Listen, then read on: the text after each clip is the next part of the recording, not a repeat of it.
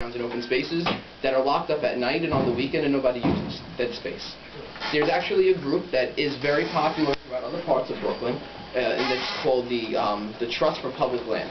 Trust for Public Land is a non-profit organization that comes in with grants from city elected officials like the borough president, the city council people, and they pay to renovate this asphalt open space and make it into a park.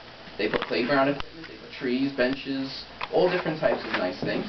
And because they're doing this, the Department of Education has to keep the playground open at night and on the weekends for the general public to use around the school.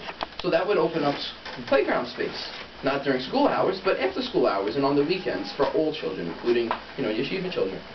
Something else that I've been advocating for years now, going up to Albany on lobby days and all, is really for tax education credits. And now it can't be done specifically at the city council level, but as a city council person, bringing this to attention, the reason why it hasn't happened is because people are elected without having to talk about it. Other people are elected without talking about tax education credits. If we talk about tax education credits and we get elected, we're able then to have other politicians say, maybe I'll get votes if I do that too. And tax education credits are constitutional. And what they would be is for any parent who spends money on their child's education. So whether that be tuition for a fancy private school, or it be education in a parochial Catholic school or a yeshiva, if you're spending money, you should get a tax rebate when you file your taxes every year. So that could be $1,000. It also does something else. New York City spends $14,000 to $16,000 a year on educating each student. If you're giving a parent only $1,000, you're saving $13,000 to $14,000 then, because you're not spending it on that child. Actually saves the city money. Problem is the UFT, which then turns around and they say, well, we need more people and we can't do this. It takes away from our schools. It doesn't take away from our schools. And I think we can make a clear argument just by looking at the numbers. Public schools are overcrowded. This is a way to help, in some instances, decrease a small percentage of that population and open up seats within public schools. So if you're saying UFT wouldn't lose money? UFT would lose money. The teachers wouldn't, the schools wouldn't lose. So what's their, really, what's their beef? What do they have against the whole? Well, I'll put it to you this way. You understand the way a union works? How does a union get more money? Membership. Membership. How do you get more teachers?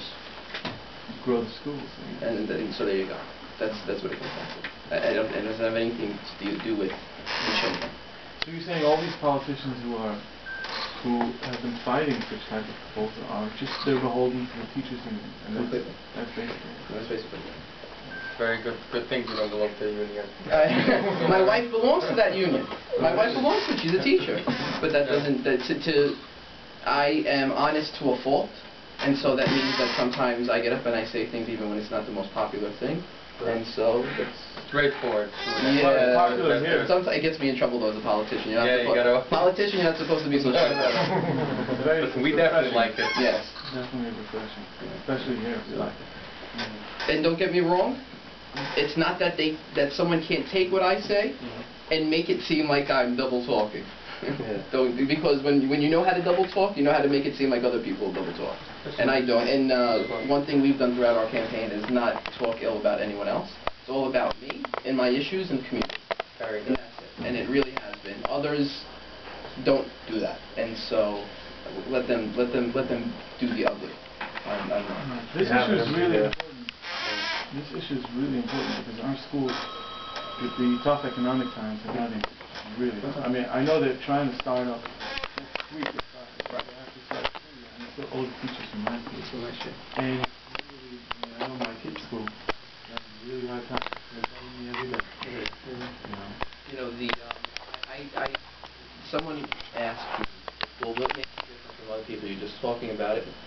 You see the issue what you're talking about? It's the same issue that I have. It's not just a Jewish problem. It's also a Catholic problem. Because with a little bit of a difference, you see within the population here, you have to go to religious